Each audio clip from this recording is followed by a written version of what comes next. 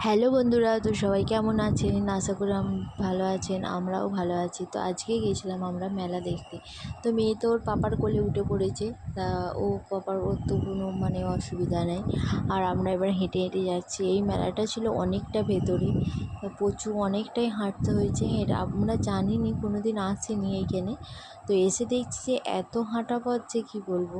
এবার গাড়িটা বাইরেও রাখা হয়েছে, ভেতরেও গাড়ি ঢোকানো হয়নি, সেই জন্য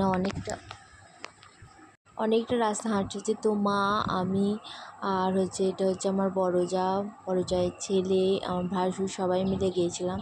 আর সামনেই ঢুকতে দেখে একটা কত সুন্দর যে গোপালের কৃষ্ণের মূর্তি রেখেছে এখানে। সবাই ফটোশ্যুট করছে, দেখছি সবাই, অনেক বাচ্চারা দাঁড়িয়ে ফটো তুলছে।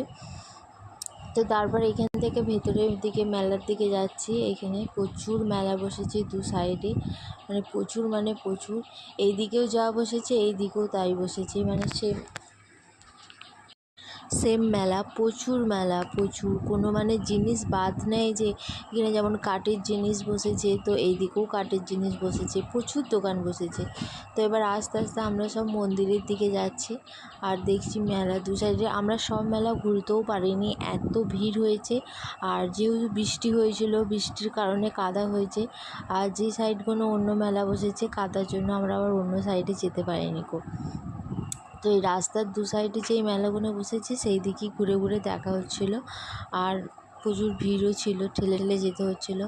আর এখানে মা মন্দিরে উঠে পড়েছিল, মা, আমার মেয়ে আর যে আমার হাজব্যান্ড, তিনজনে উঠে ওরা প্রণাম করছিল। আর আমি নিচটাতেই দাঁড়িয়েছিলাম। তো এইদিকে দেখুন এত ভিড় হয়েছে। তখন বাজে রাত 10টা।